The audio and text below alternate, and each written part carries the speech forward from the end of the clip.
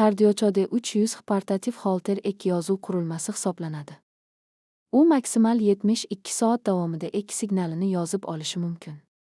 Ma'lumotlar SID kartaga saqlanadi va maxsus dasturiy ta'minot bilan birlashtirilganda turli tahlil funksiyalarini taqdim etadi.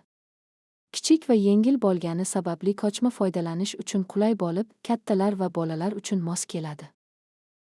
Aksessuarlar. Asosiy aksessuarlar. Kirish. Batareya o'rnatish, alkalini A2. Ich elektrodlari o'rnatish. Batafsil ma'lumot uchun User manual. Foydalanish qo'llanmasining 28-30 betiga murojaat qiling. Bemor kabelini ulash. Registratorning o'ng tomoni. Yuqori, barcha menyu va boshqaruvlarda up funksiyasi. Past, barcha menyu va boshqaruvlarda down funksiyasi. Quvvat Enter tugmasi. Registratorni yoqadi. Tanlangan vazifani qabul qiladi va bajaradi. Qisqa muddat bosilganda registrator joriy yozuv holatini ko'rsatadi. Yozuv davomida 5 soniyadan ortiq uzoq bosilganda testabort testni to'xtatish menyusi ko'rinadi. Registratorning chap tomoni mark tugmasi. Yozuv davomida ko'rsatiladi. Yozuv sozlamalari vaqtida bosilganda orqaga qaytadi. Yozuv davomida bosilganda H signaliga bemor hodisasi markazi qo'yiladi. Quvvat tugmasi bosilganda ekran 2 soniya davomida ko'rinadi. Sozlamalar.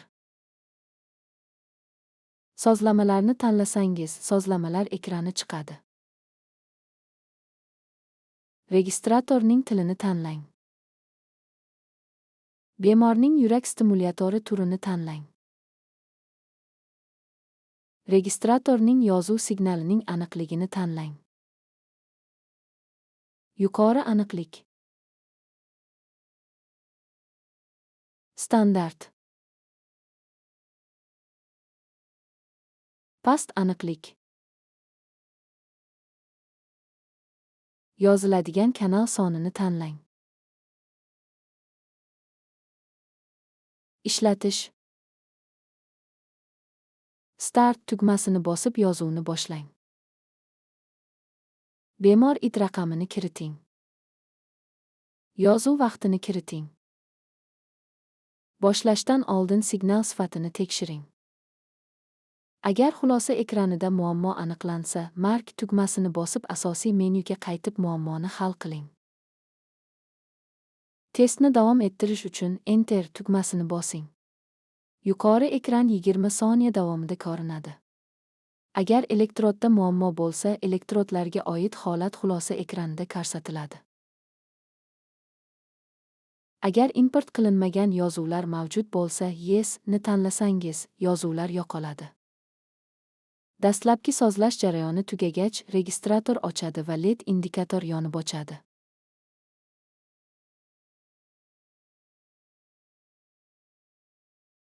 Enter tugmasini bosib qurilmaning to'g'ri ishlashini tekshirishingiz mumkin.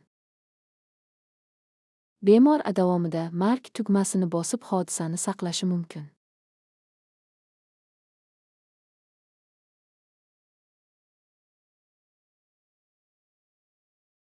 Enter tugmasini 5 soniya davomida bosing.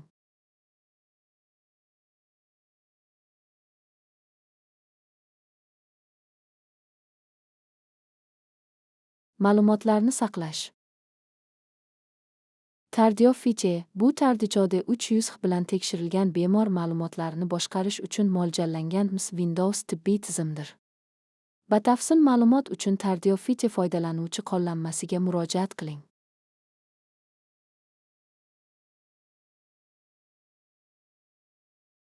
Qurilmaga kiritilgan USB kabel yordamida registratorni pitga ulang. Tardiofiche login foydalanuvchi ID Trismet parol 1215. Dichom sozlamalari patch serveri.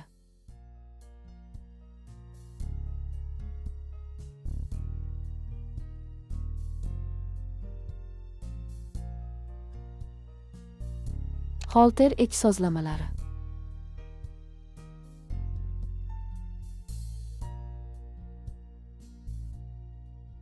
Saqlangan ma'lumotlarni yuklab olish.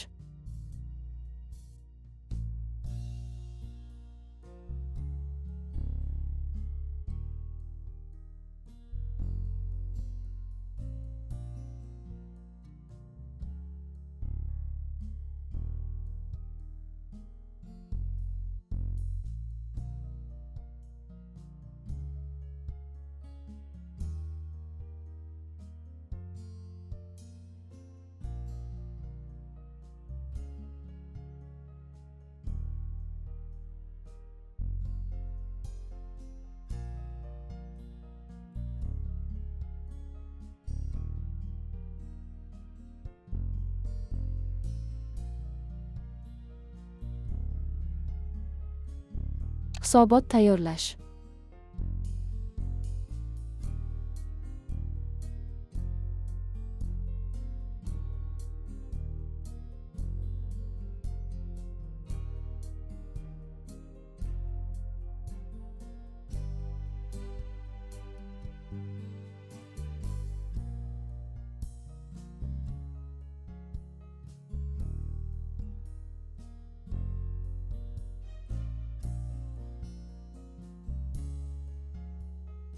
Faxga yuborish.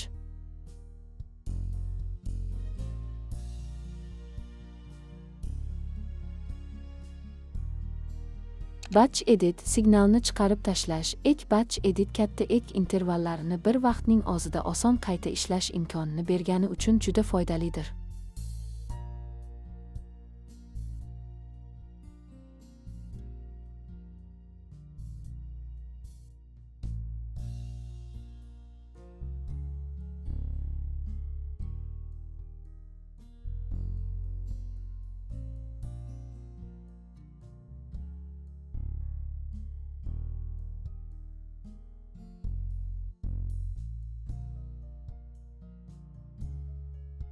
Fast edit tezkor tahrir Holter yozuvini tahrirlash jarayonida ba'zi o'zgarishlar kiritilganda, ushbu o'zgarishlarni aks ettirish uchun qayta tahlil, reanalysis avtomatik ravishda ishga tushadi.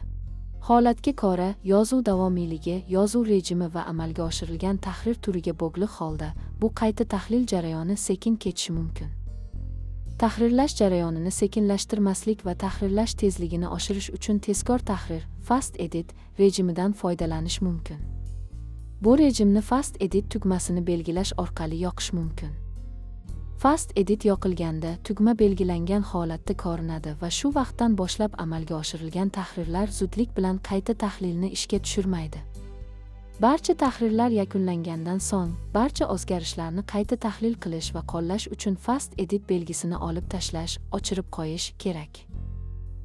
Hodisa events ko'rinishi Holter yozuvida aniqlangan yoki qayd etilgan barcha hodisalar haqidagi ma'lumotlarni o'z ichiga olgan bir nechta sahifalardan iborat.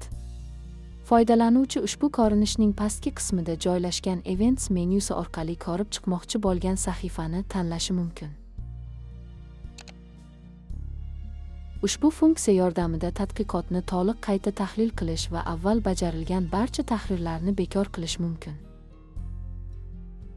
Bu imkoniyat ayniqsa tahlil natijalarini yozuv qurilmasidan ma'lumot yuklab olingandan keyin olingan dastlabki natijalarga qaytarishda foydalidir.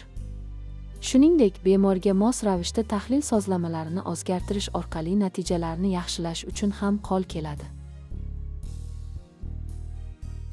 Faollik.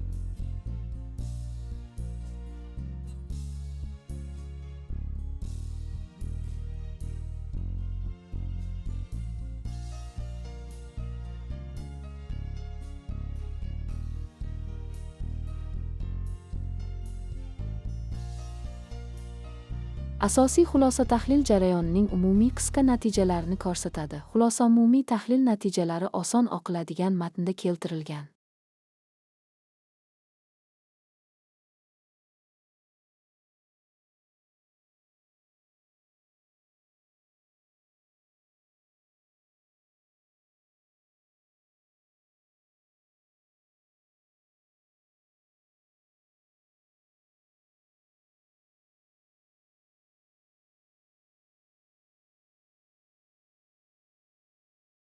Tomosha qilganingiz uchun tashakkur. Ushbu video YouTube'da ham mavjud. Mediline Medical